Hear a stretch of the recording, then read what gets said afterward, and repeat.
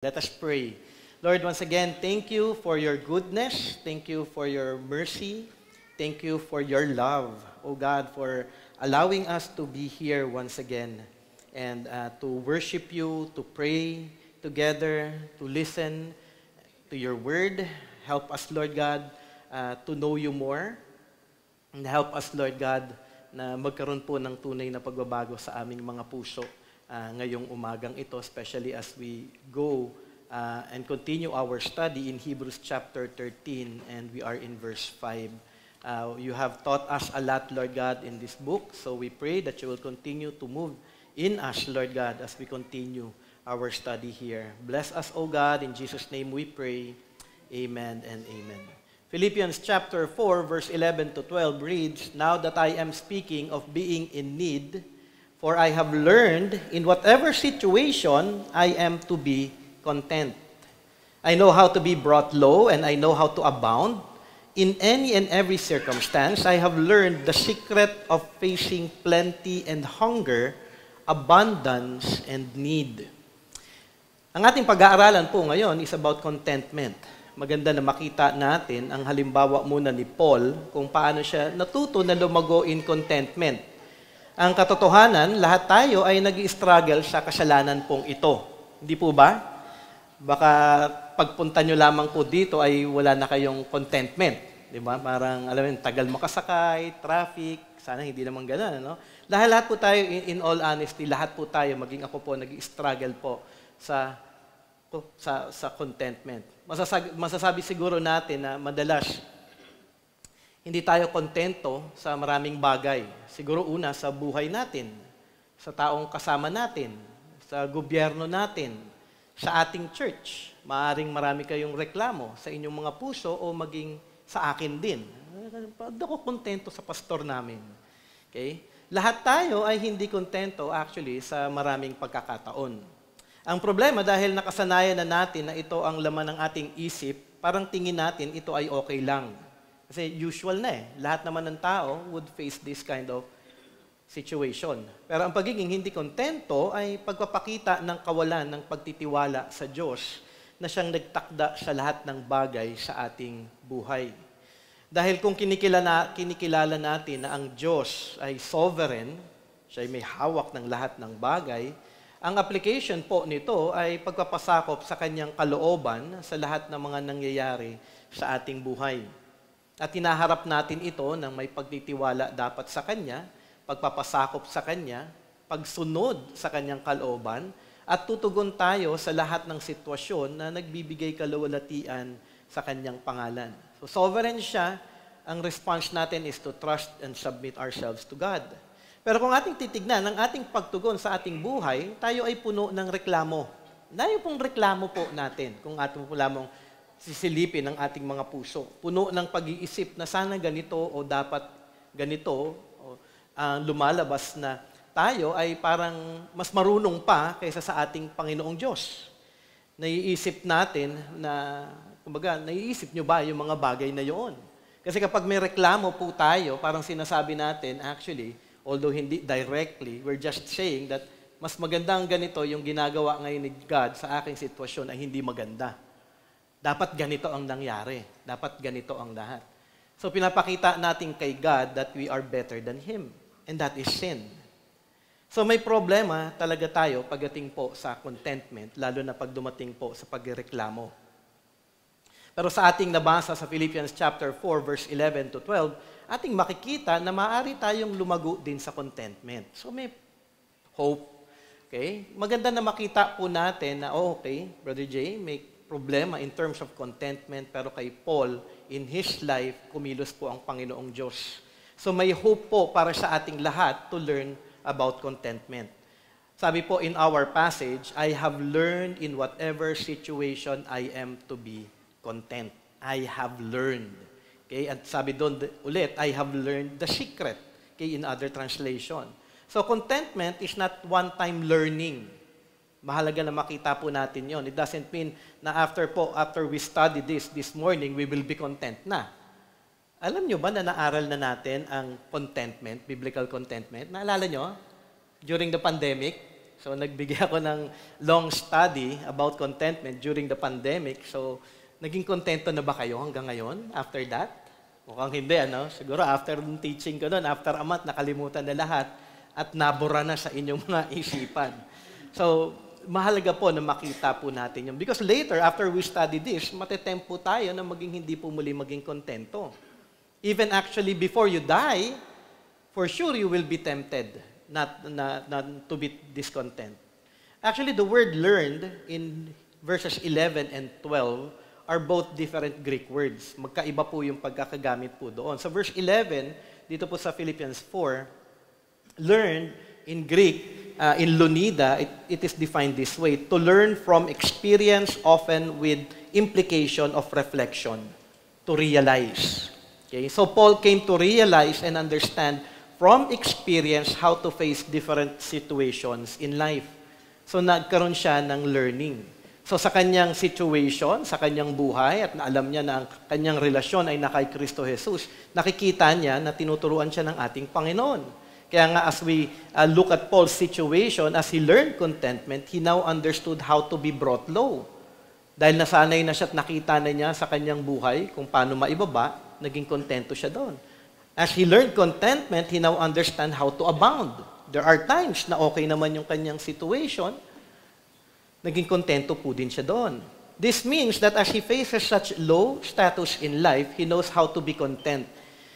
If he faces abundance in life, he learns to be content as well. Don't ever think that those in low positions in life are the only ones who are discontent. Huwag po niyong iisipin yun. Ay, mga taong mga mabababa o mahihirap yan yung mga discontent.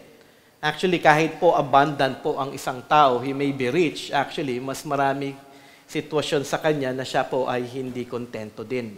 Both face the temptation to be discontent.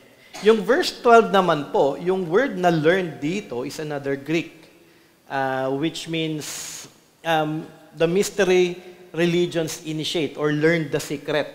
Ibig sabihin, not only did Paul learn how to be content in those situations, Paul also learned the secret, meaning he learned it by way of instruction or lesson. Okay? Yung una, through experience. Yung pangalawa, through learning. It was initiated to him. It was taught to Paul how to be content. So he learned a lesson on being content in plenty and hunger, abundance, and need.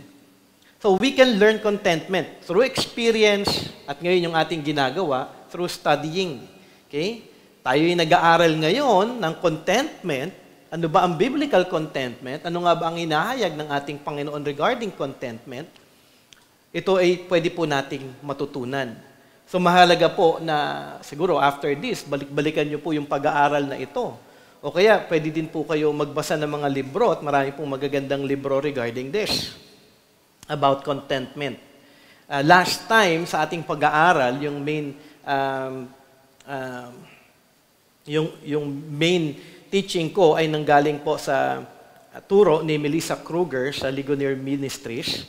Right now, syempre para magbabago naman po ako ng approach in another perspective, I'll be using more on Eric Raymond dun sa kanyang book, Chasing Contentment.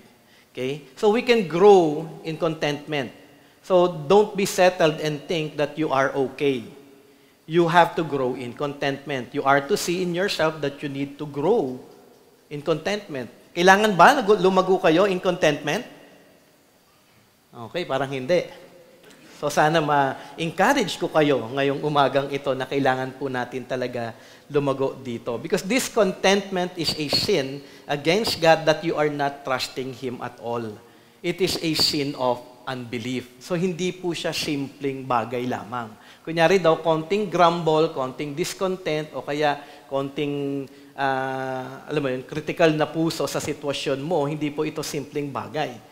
So nagsimula po tayo with Paul para maset po ang ating isip na may problema tayong lahat with regards to contentment. Pero may pag-asa dahil ang ating Diyos ay mabuti at tayo po sa kanyang salita ay kanyang tuturuan. So balikan lamang po natin yung ating outline sa Hebrews chapter 13 verse 5. Hindi ko yata nasama yung passage po natin. Sabi po sa verse 5, keep your life free from the love of money. Yung po yung inaral natin last Sunday.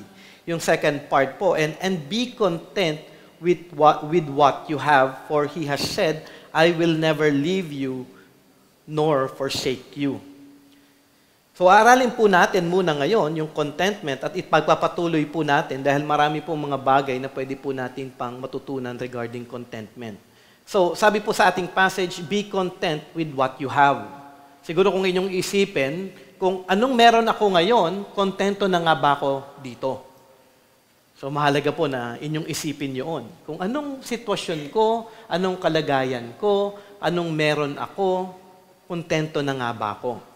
In BDAG, yung word po na content means be satisfied or content. Sa Launida, another Greek lexicon, sabi po dito, to be sufficient or adequate for a particular purpose, with the implication of leading to satisfaction. To be sufficient, to be adequate, to be enough. In a simple definition, maganda yung word na be satisfied. Ang tanong ay, satisfied ka nga ba sa iyong sitwasyon ngayon? Siguro marami kayo nag-iisip ngayon, parang Brother Jay, hindi. Okay? Pero mahalaga po na makita natin that we are to be satisfied. Okay? Ang Greek word na ito ay mababasa natin sa iba pang mga passages in Scripture. Siguro one example is in 1 Timothy chapter 6 verse 8. Sabi po dito, but if we have food and clothing, with this we will be content. In context, ito ay instruction ni Paul kay Timothy bilang paalala sa kanya bilang pastor. Alam naman ninyo ang maraming false pastor na ginagamit yung position po ng pastoral ministry to earn money. Kaya nga po, di ba, maraming mga false churches na ang ginagawa lamang nila ay to earn money. Okay? Ginagawang negosyo actually o business ang church. Kaya kung ating babasahin, dahil ito po yung konteksto nito, at titignan, babasahin muli yung passage in context. Basahin ko po siya from verse 6 to verse 10 kasi binasa po natin kanina yung verse 8. Sabi dito, but godliness with contentment is great gain. For we brought nothing into the world and we cannot take anything out of the world. But if we have food and clothing, with this we will be content. Kasi mag-survive na po tayo doon with clothing and food. But those who desire to be rich fall into temptation, into a snare. Natatrap po ang maraming tao pagdating po if you want to become rich. Into many senseless and harmful desires that plunge people into ruin and destruction.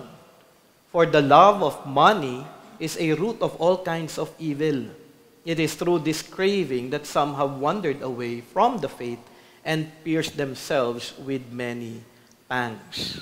So makikita po natin, siguro in example sa ating buhay, mga Christians, marami na rin po ako nakita who have fallen into this kind of sin.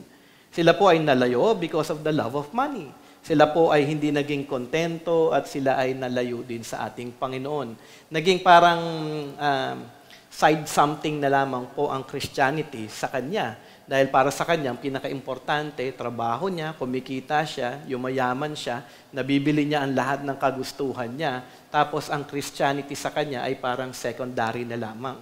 At marami pong ganon. And I do hope na check po natin ang ating mga buhay dahil ang priority po natin in life as a Christian ay ang ating Panginoong Diyos, yung ating relasyon po sa Kanya.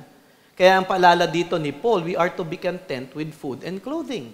Mahirap po yun Actually nga, minsan, clothing na nga lang, hindi pa tayo kontento Meron ka ng 2 cabinet ng damit, gusto mo pa ng 10 pa.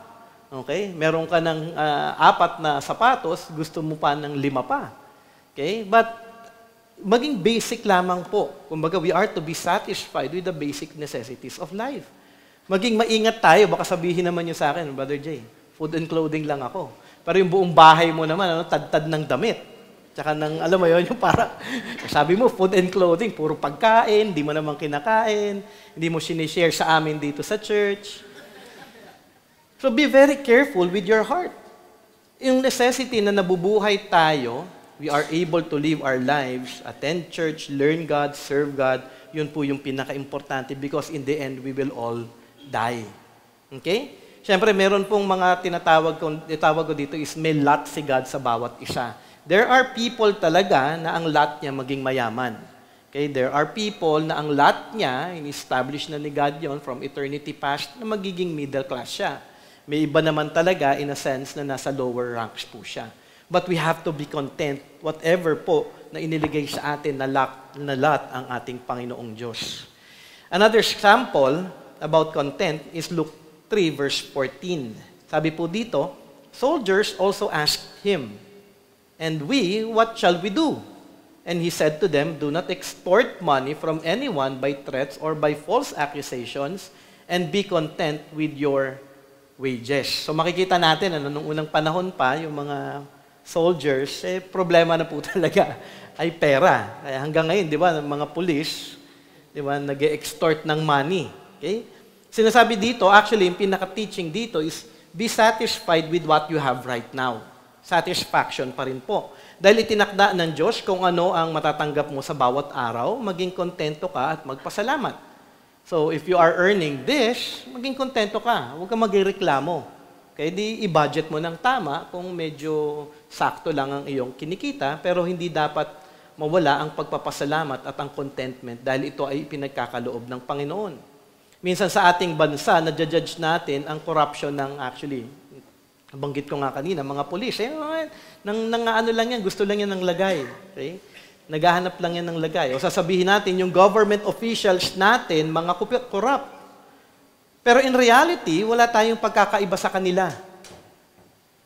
Kung sila hindi kontento sa salary nila o sa situation nila, tayo din ay hindi kontento actually sa maraming bagay. Satisfaction po. Ito pa rin ay kasalanan laban sa ating Panginoong Diyos. So wala pong pagkakaiba. Kung yung government officials po natin ay mga corrupt, dahil alam natin na corrupt sila in some ways, although hindi naman natin lahat napapatunayan, dahil hindi naman po tayo mga judge, at hindi naman natin na ikaso ito sa kanila. Pero kung ating titignan, wala pong pagkakaiba yung puso natin din sa kanila. Sila nga lang siguro mas big time yung kanilang mga nakukuha. Tayo sabihin, gusto ko lang naman tumaas yung aking sweldo, gusto kong tumaas ang aking posisyon, dahil ang hirap-hirap na ng buhay ko. Parang gano'n, no? Pero kawalan pa rin po yun ng contentment. Dahil sabi nga, contentment means to be satisfied. At kung i-assess natin ang ating mga sarili, maraming bagay tayo na hindi talaga tayo satisfied. It is a situation po ng ating mga puso.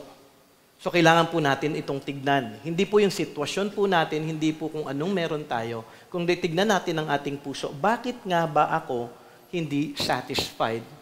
Pero okay naman din pa talaga ang aking buhay. Kumbaga, nakaka-survive naman ako, may pagkain ako, may pambayad pa rin naman ako sa lahat ng bagay. Bakit hindi satisfied ang aking puso? Because this is an issue of the heart. Hindi po ito issue about circumstances. Nasa puso po lamang natin ito. Pero sabi ko nga, kapag ito ang ating sitwasyon sa ating buhay, wala po tayong satisfaction sa ating buhay, we are then to confess this sin and repent of it. Pero sabi ko nga, katulad ni Paul, pwede nating matutunan na maisabuhay ang panawagan ng Diyos sa ating mga mananampalataya na maging kontento. Pero mahalaga na maging seryoso din tayo sa panawagang ito. So what is contentment? Okay? Naaral natin before, at ito po yung ginamit nating definition, galing po kay Melissa Kruger. Sabi niya, an inward assurance in God's sovereignty and goodness that produces the fruit of joy and peace and thanksgiving in the life of a believer regardless of outward circumstances. Okay? So naaral natin kasi ito before in the pandemic. Palitan po natin at dagdagan po natin yung definition po nito na ibinigay ni Eric Raymond. Sabi po niya, contentment is the inward, gracious, quiet spirit that joyfully rests in God's providence. Aralin lamang po natin this morning yung definition po na ito. So, contentment is inward.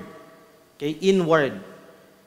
Magandang halimbawa ay yung buhay ni Paul na mababasa natin ito sa Acts chapter 16.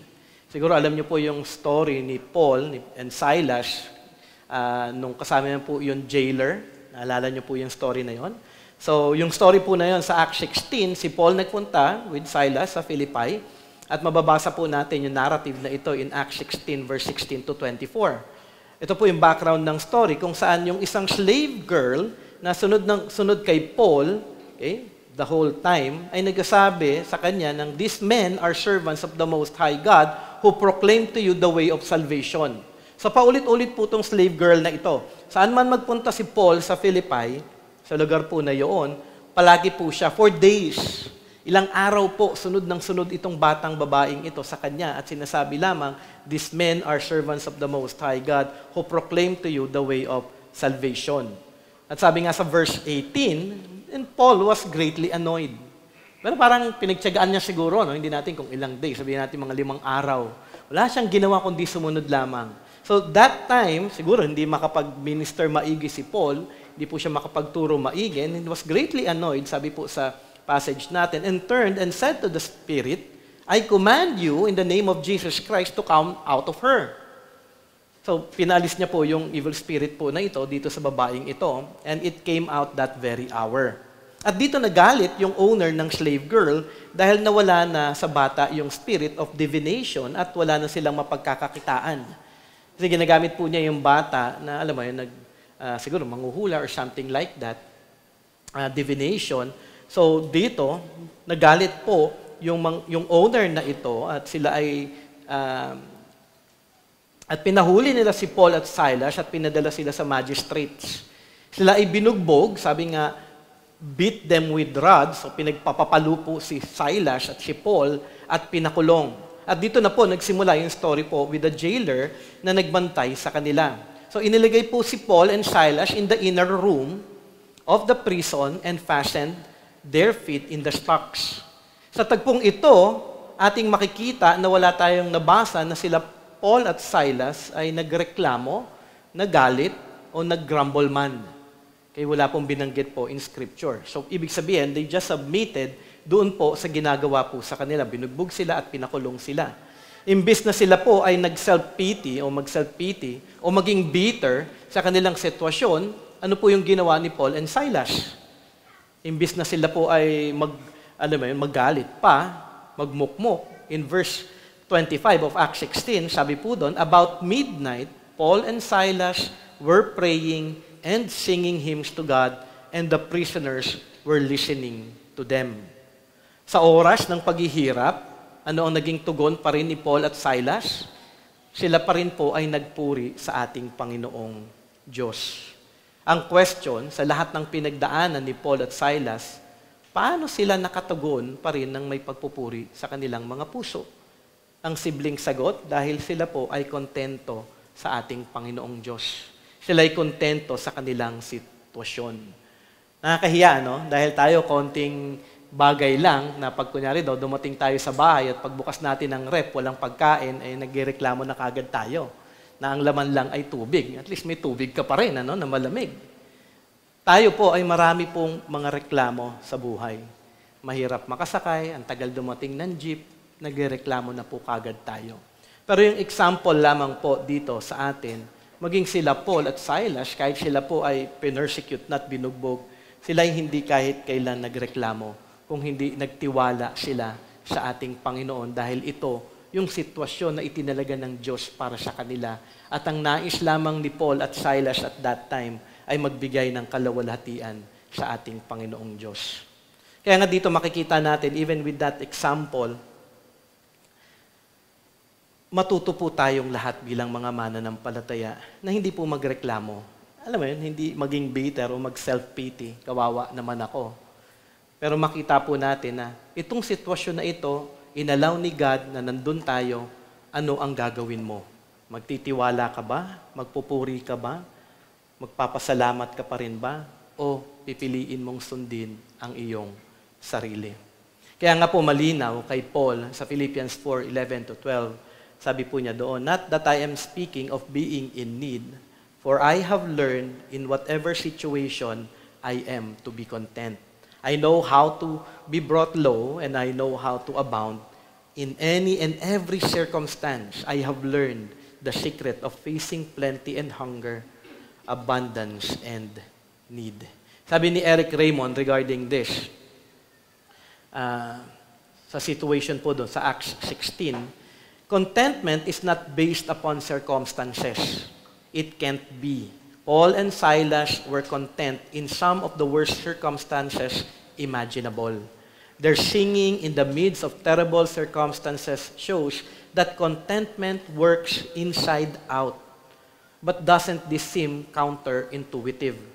So often we think that if we could just change our circumstances, we could be happy. This is where we see that contentment is far more powerful than a change of circumstances. Instead of being sourced on the outside and subject to changing circumstances, biblical contentment comes from within and endures through the spectrum of circumstances. How else can we explain the singing that filled the Philippian dungeon? So it's the attitude of the heart. Paano nga ba tutugon ang ating mga puso?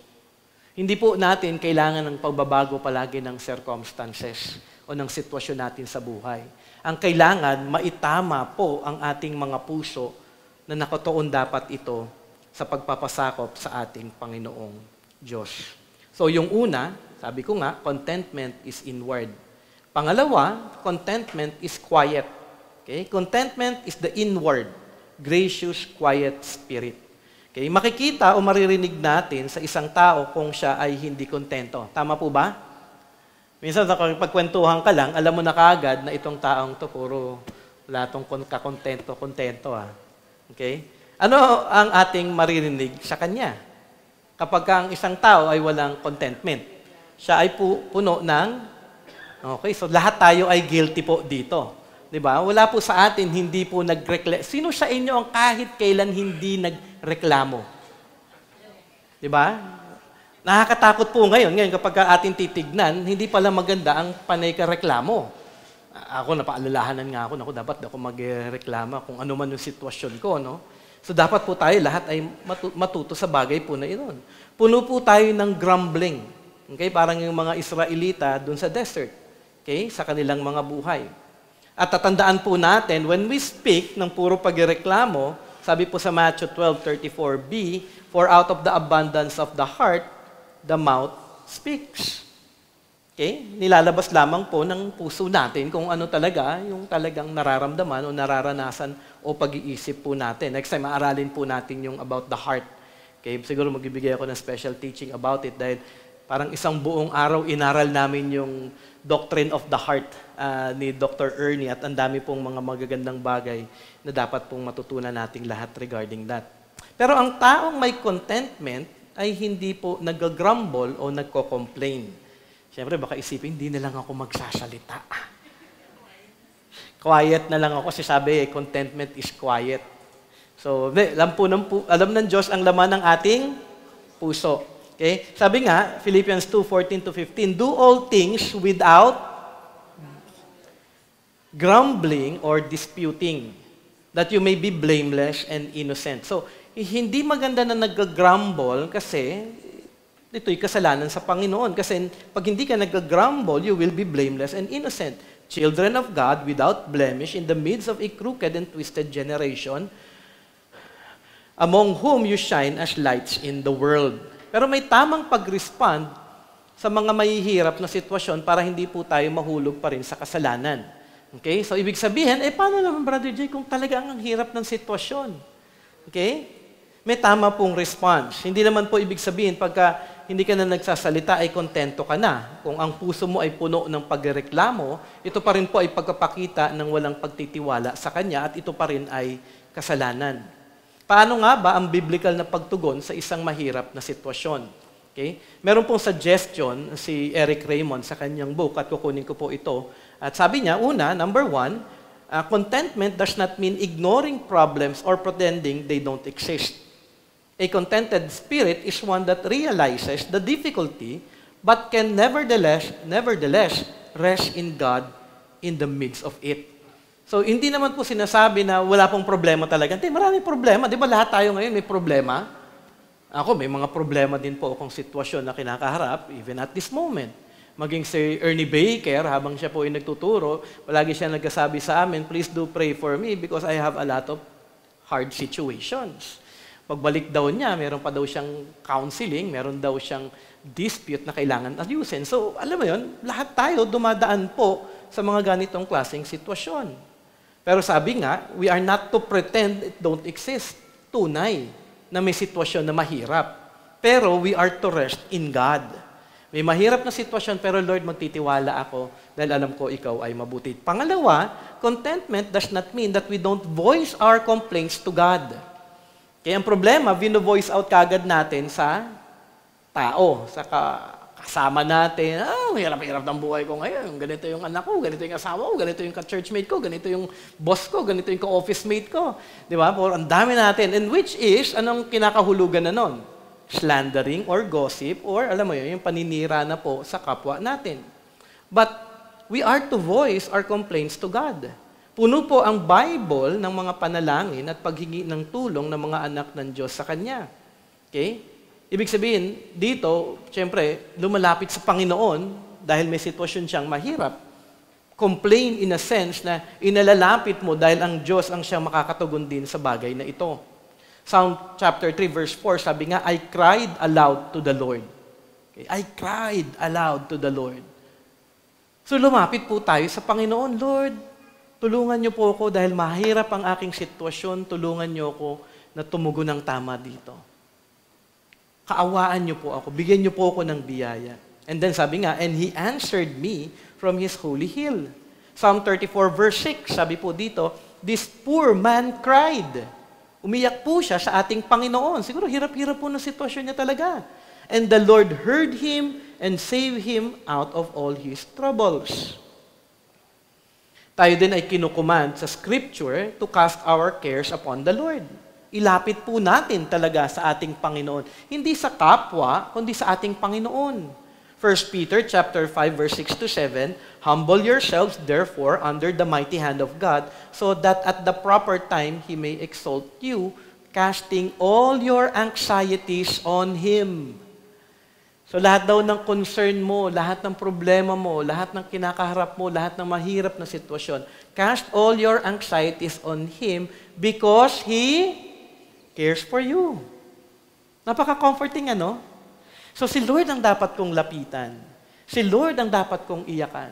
Kung may complaint man ako at paghihirap, kung hindi ko man naintindihan ang aking sitwasyon, Lord, bakit ganito po ang aking sitwasyon ngayon?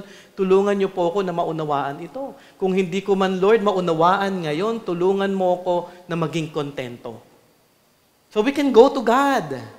Sa lahat po ng mga bagay na, alam niyo, nahihirapan po tayo dahil marami po talaga tayong kinakaharap.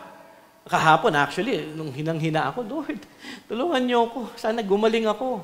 Sana lahat ng tinadtad kong gamot sa katawan ko mag-take effect kagad. Praise God, ano? Dahil yan, nakakahinga ako ng mas maayos. Although parang hinihinga lang po ako, pero at least hindi po barado yung ilong ko dahil baka mamaya boses ko maliit na. Pero the Lord has been so good. Pero ang tanong, hindi ba nagko-complain pa rin ako kay God? Kung gagawin ko yun. May difference between complaining to God, meaning how long, O Lord, yung paglapit mo, and complaining about God.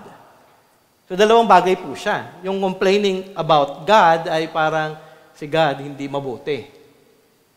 Lord, bakit naman ganyan? Ang hirap ng sitwasyon ko. Ay bakit yung isa mas makasalanan pa, mas maayos ang buhay? Iba po yung complaining about God and complaining to God and asking for grace and mercy. Sabi nga, the first is supported by an enduring trust that God hears and loves. The second is betrayed by an eroding trust that God hears and loves. So wala pong trust. Yung pangalawa, yung una, when we complain to God, we have trust in God. Yung pangalawa, complaining about God, wala pong pagtitiwala na sa ating Panginoon dahil kating nang kine-question yung kanyang ginagawa. So it is a privilege for Christians to bring their burdened hearts to their Father for soul care. Dahil ang Diyos po ay napakabuti. So may pribilehiyo po tayo. Ito po ay napakaganda para sa mga mananampalataya. Tayo pong mga Christian makakalapit sa ating Panginoong Diyos anytime na pwede po nating itaas ang ating mga concern. Finally, contentment, dito po sa unang second point natin, contentment is not opposed to seeking help from others for deliverance out of present afflictions by lawful means. Si Jeremiah Burroughs, meron din po siyang book about contentment. At sinasabi niya po doon sa kanyang libro na He shows that contentment is not at odds with using God's means to find relief from affliction. Okay, minsan, di ba, tayo, di ko sinasabing hindi pwede lumapit sa ating kapwa. Kunyari daw, may kapatiran tayo dito na lumapit sa akin at nagsabi, Brother Jay, may sakit po ako, may sakit ang anak ko, or may sakit ang aking asawa, wala po kaming pera, can you pray for me? Pwede bang makatulong kayo sa aming sitwasyon right now? Pwede po yun. Hindi po yun masama dahil ito po ay paglapit at paghingi ng tulong by lawful means. Okay? Mahalaga po na tayo po ay maging tulong-tulong din po sa ating church, lalo na kung meron pong sitwasyon na kinakaharap ang ating mga kapatiran. And we have seen that many times in our church, and I am a witness to that, and I praise God dahil ang ating Panginoong Diyos ay tapat at kumikilos po sa bawat isa. Siguro last Sunday, makikita nyo na lamang po na yung mga young adults, I do believe, thankful kayo, no? Hindi niyo siguro inaasahan na yung mga kapatiran natin dito sa church ay mag-i-stay at tutulong sa inyo. Dahil wala kayong ginawa kundi magkwentuhan na lang kasama ninyo yung mga young adults. And that was the part of the plan. Ako din actually, I was not expecting that marami pong tutulong, pero I saw the love of the people. Nabanggit ko lang na maybe if you can contribute and help, baka pwede po tayong makatulong. Di ba? Isang Sunday, sinabi ko lamang yon, and then after that, because of that, nakita ko na yung resulta nito na nagmumula sa ating Panginoon. So it's not a complaint, or it's not something, it is a situation, but the Lord, out of His grace and mercy, moved in the hearts of the people to respond well para ma-experience po natin yung care ni God through our brethren here in the church. For those who have fall into sickness before, ang ating Panginoon ay naging tapat din sa inyo at tumulong po ang marami sa atin dito sa church in providing means para sa lahat. So mahalaga po na makita natin yung mga bagay na ito.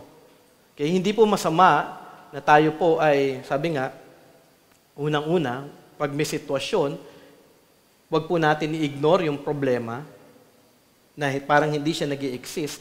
Tunay na may sitwasyon. Okay?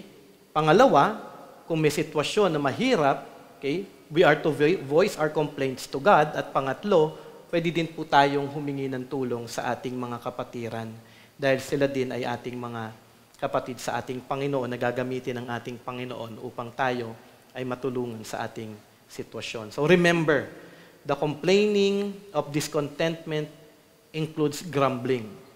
The grumbling part, kasi kung ito po ay inyong sitwasyon madalas, is a distrust of God. Okay? An anxious concern that the future won't work out the way we want it to. Discontentment can also be characterized by bitterness. Alam mo yung bitter ka. Dahil hindi ako kontento, bitter ako sa sitwasyon. This is a frustration that the past has not gone the way we'd like it to be. So it is a question doon sa pagkilos po ng ating Panginoong Diyos sa ating buhay. So maging maingat po tayo in terms of grumbling and complaining.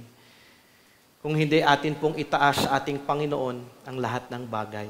Dahil kung nag-grumble at nagko-complain tayo, parang sinasabi natin sa Panginoong Diyos, He is incompetent, He is unfair, at parang wala siyang pakialam sa ating buhay. In application, it may be helpful when thinking about contentment to ask, siguro din, yung close friend ninyo, naririnig mo ba ako na palagi ko nagreklamo? Minsan tanongin niyo, hindi lang yung sarili, kasi minsan defensive tayo eh. Ay, hindi naman ako nagreklamo. Maybe you can ask kung ikaw ay may asawa, Han, mareklamo ba ako? Tingin mo ba nakikita mo sa aking buhay na discontent ako sa maraming bagay? So if you think that you are always complaining and discontent, then go to God and ask for mercy and grace and forgiveness sa inyong buhay. Okay? Number 3, contentment is a work of grace. Okay? Contentment is the inward, gracious, quiet spirit. Mahalaga na mapalalahanan tayo na hindi natin kaya na mabago ang ating mga sarili ng ating sariling kalakasan. We cannot change on our own. Okay? Ang example ni Paul kanina ay mahalaga na makita natin na ito ay hindi kanyang sariling kakayanan. Kung hindi ito ay nagmumula sa kanyang relasyon kay Jesus. sa kanyang pag-ibig sa Diyos at sa kanyang pagiging isa kay Jesus, alam ni Paul kung paano ngayon tutugon sa mga sitwasyon na inilalaan ng Diyos para sa kanya, at ito ay sitwasyon at pagkakataon na kanyang maihayag ang kanyang pananampalataya at maihayag si Kristo Jesus sa lahat. Mahalaga na makita po natin yon. It comes from a relationship with Christ and with God. Kasi kung ikaw may relasyon kay God, alam mo na sovereign siya. Alam mo na ikaw ay inilalagay sa isang sitwasyon upang ikaw ay magningning at makita yung karakter ng ating Panginoong Diyos o karakter ni Jesus sa ating mga buhay para maging magandang testimonya po tayo sa lahat. Maganda bang testimonya? Kunyari daw you are working sa isang company tapos alam nila na ikaw yung number 1 na reklamador. Di ba? Parang nasa office ka, ikaw yung palaging nagreklamo sa boss, sa office, nagreklamo sa sweldo, nagreklamo sa mga benefits, nagreklamo sa kantin, hindi masarap ang pagkain, okay? Nagreklamo yung coffee, libre nga. 3-in-1 naman, hindi man lang brewed. Alam mo yun, kumbaga Christian ka, alam mo yun, maganda na makita sa ating lahat yung karakter ng ating Panginoon. So anumang sitwasyon, dapat makita ang kaninong karakter? Karakter po ng ating Panginoong Jesus. So it is coming from a relationship with God. Kay Paul, sa kanyang sitwasyon nung siya ay nakakulong, nakita niya na ito'y pagkakataon na kanyang maibahagi ang gospel doon sa mga kasama niyang nakakulong. Ano yung naging respond nung nag-worship si Paul? Diba? And other prisoners were listening to them. Siguro parang, ano itong mga baliw? Nagpupuri sila sa Panginoon kahit sila ay puno na ng bugbog, pasa. Diba? Duguan siguro sila Paul dahil ginamitan sila ng rods. Sino ba naman ang pinalo na hindi ka makakita ng dugo o ng, alam mo yun, ng black eye or something? Pero sila ay nagpupuri sa Panginoon. Pero sa kanilang tamang pagkilala at relasyon sa Diyos, for sure sila ay humingi ng tulong na, Lord, tulungan niyo kami na ma-magnify ka namin dito sa aming sitwasyon. So it comes from a relationship. Ito ay pagpapasakop ni Paul sa plano at kalooban ng Diyos para sa kanila. At tumutugon siya ng may pananampalataya sa Diyos. Pagtitiwala na mahirap man ang sitwasyon, ito ay pagkakataon na ibinigay ng Diyos sa kanya para maluwalhati niya ang Diyos at tumugon si Paul ng may pagsunod na nanggagaling din sa kalakasan ng ating Panginoon. Ito ay dahil sa kanyang relasyon kay Kristo Jesus. Kaya naman, kung ikaw ay hindi pa mananampalataya, hindi ka kailanman magkakaroon ng contentment. I tell you, kung hindi ka pa Christian, kahit anong gawin mo sa buong buhay mo, hindi ka magkakaroon ng contentment. Susubukan mo ito, pero hindi ito magpapatuloy na kung ito man ay magawa man. Ito ay hindi makakapagbigay din ng kaluwalhatian sa Diyos dahil hindi ito nag-uugat kay Kristo Jesus. Kaya may panawagan ng gospel para sa iyo. Kailangan mong mapatawad sa iyong mga kasalanan. Kailangan mo si Jesus. Dahil tanging sa Kanya lamang matatagpuan ang kaligtasan at kapatawaran. Ikaw ay magsisi sa iyong mga kasalanan at tunay na akuin ito sa harapan ng banal na Diyos. Hingin ang biyaya ng kaligtasan, hingin ang Kanyang awa, at kung ikaw ay tunay na magpapakumbaba, may kapatawaran, may biyaya ng kaligtasan. Pero para sa ating mga mananampalataya, meron pong biyaya upang tayo ay makatugon ng may contentment. So gamitin po natin yung blessing po na ito, yung privilege na meron po tayo. Huwag po natin sayangin ang ating pamumuhay, yung ating pakikiisa kay Jesus, na patuloy lamang po tayo, alam mo yun, nagpapasakop sa sarili nating mga kagustuhan, sa emosyon natin, sa sitwasyon natin. Kung hindi tayo bilang mga mananampalataya, ating ipanalangin na tunay nga na makita si Kristo sa ating mga buhay upang makita ng mga tao na tunay na may pagbabagong hatid kay Kristo Jesus. At sa buhay na iyon, tunay natin siyang maluluwalhati. So kung tayo man matuto, lumago, kumaharap sa mga sitwasyon at tumutugon ng may contentment, ito ay dahil kay Kristo Jesus. Dahil Kanyang ipinagkaloob sa atin ang banal na Espiritu na tulungan tayo na sa mahihirap na sitwasyon tayo ay mapaalalahanan kung paano tayo dapat tunay na tumugon sa mga sitwasyon na ito at tayo ay tunay na makapagbigay ng kaluwalhatian sa kanyang pangalan. Not only that, at last na po yata ito, contentment joyfully rest in God's providence. So contentment is the inward, gracious, quiet spirit that joyfully rests in God's providence. Sabi po ng Heidelberg Catechism, patungkol po sa word na providence, God's providence is His almighty and ever-present power, whereby, as with His hand, He still upholds heaven and earth and all creatures, and so governs them that live and bleed, rain and drought, fruitful and barren years, food and drink, health and sickness, riches and poverty. Indeed, all things come to us not by chance, but by His fatherly hand. So, ibig sabihin, sinasabi lamang po dito sa Heidelberg Catechism, yung providence po ni God ay patungkol po sa ating Diyos na siyang all-powerful and constant po, patuloy na siyang may control sa lahat na nangyayari sa buong mundo. Ito ay pagtusustain ng heaven and earth, lahat po ng living things. Siya ang nag-govern, namamahala sa lahat-lahat ng bagay.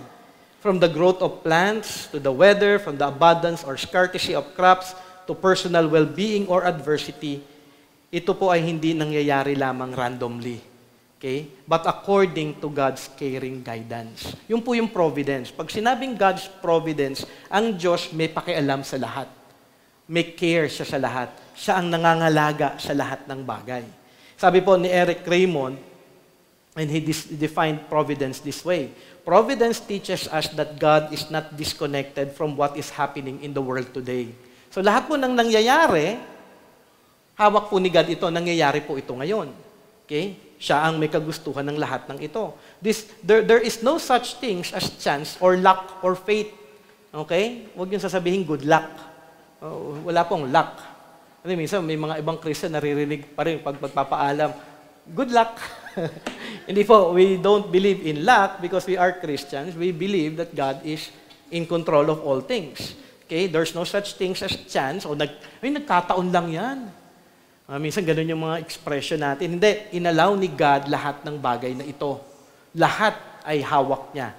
Hindi man ito maganda sa ating pananaw, ito po rin ay plano, bahagi ng plano at karunungan ng ating Panginoong Diyos. And everything works for good para sa ating mga mananampalataya. Kaya hindi natin pwedeng sabihin na parang, malas naman tong araw na ito. Hindi po. Everything works together for good for those who love Him. Okay? So, hindi man maganda, it works for our good. Sabi dito, rather, an all-wise, loving, powerful God is upholding, governing, and ordering all things as if they come from this very hand. Naalala ko yung kwento. Nagbablanko ako.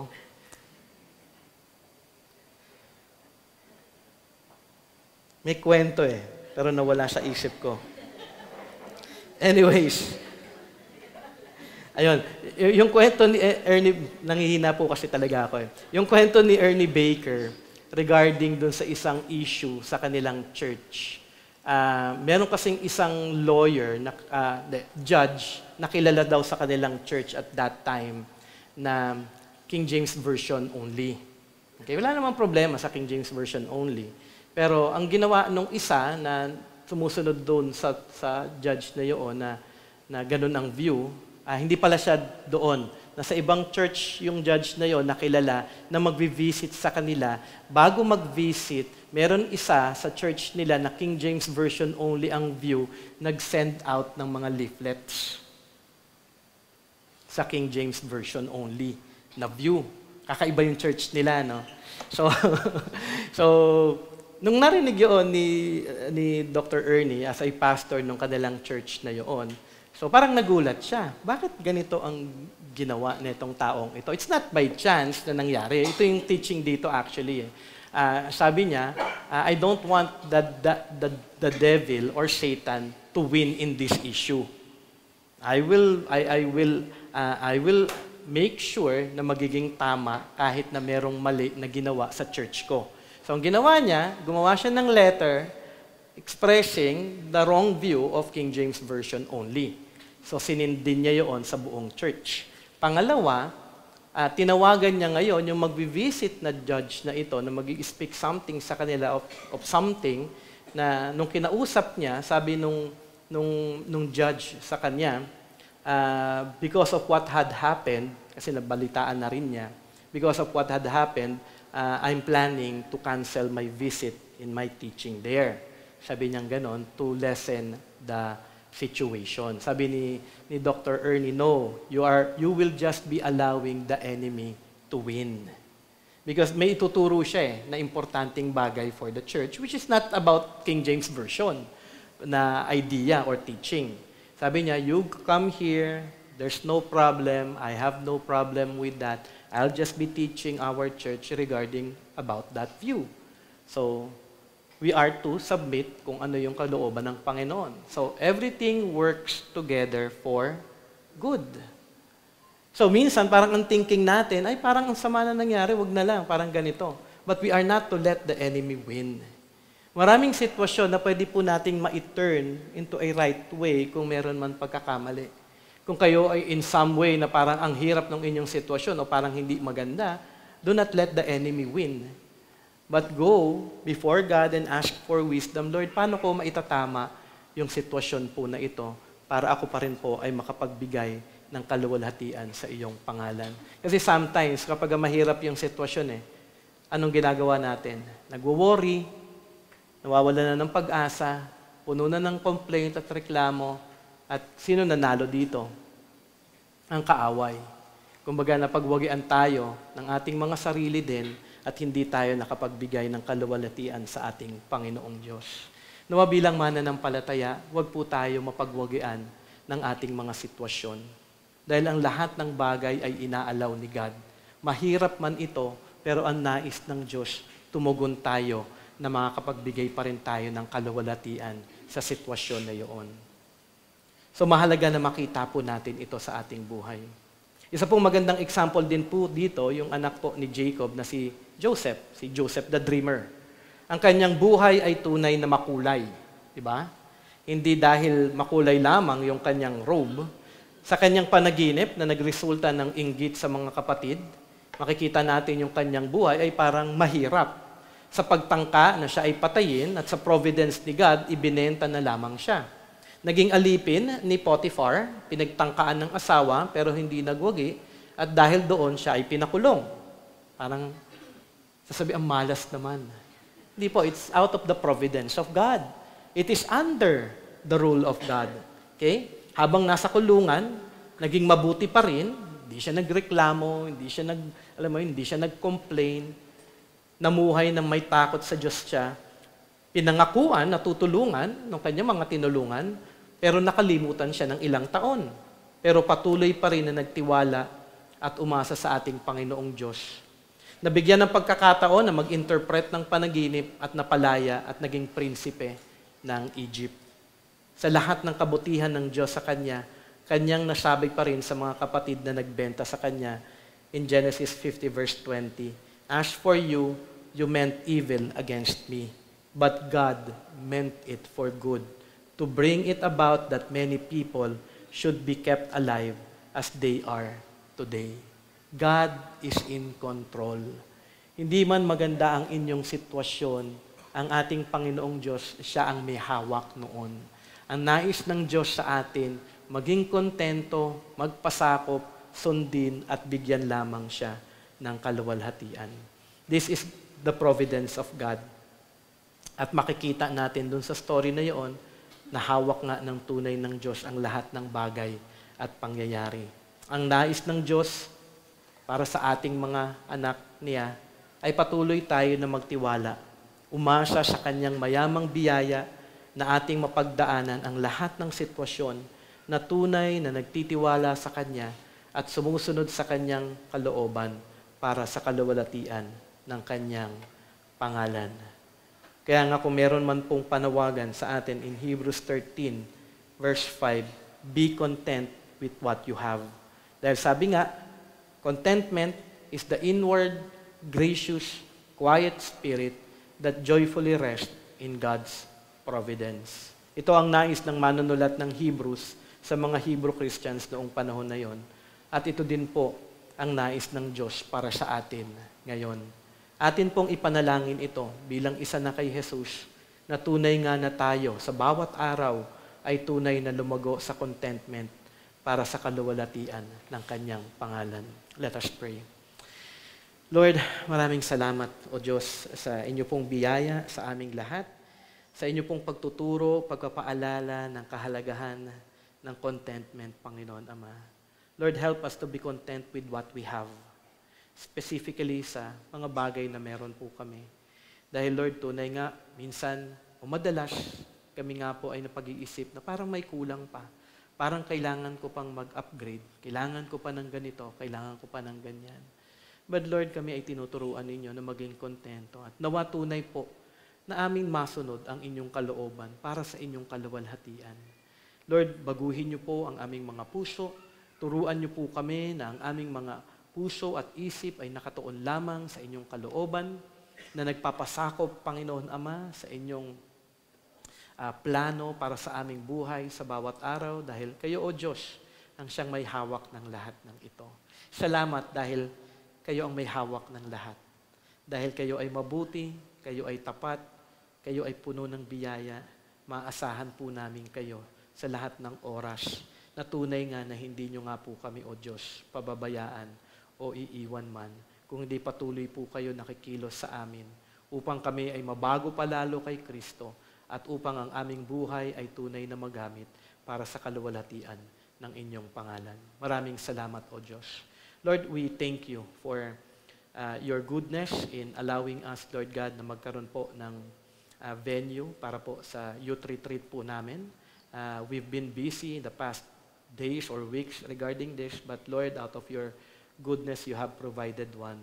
Lord, we pray na ihanda po ninyo ang mga kabataan, lalong-lalo na sa lahat po ng mga teachings na kanilang maririnig, especially in line with salvation, Panginoon Ama. Nawatulungan niyo po sila na makita ang importansya ng kaligtasan, na makita po nila kung sino nga ba si Kristo Jesus. Tulungan niyo po sila sa retreat na ito na magkaroon po ng mas malinaw na pag-unawa sa kaligtasan, mas malinaw na pag-unawa sa ginawa ni Kristo Jesus na kaligtasan para sa kanyang mga anak. So we pray, Lord, for your blessing. We pray for strength, we pray for protection as we travel, we pray for good weather, Lord God, upang ma-enjoy din po namin yung place po na yun. We pray, Lord God, for your wisdom sa lahat pa po ng mga discussion, sa mga groupings, sa mga oras, Panginoon Ama, na may katanungan ang mga kabataan, Panginoon Ama, na masagot po namin ito ng buong kaliwanagan upang mas maging malinaw si Kristo Jesus sa kanilang buhay.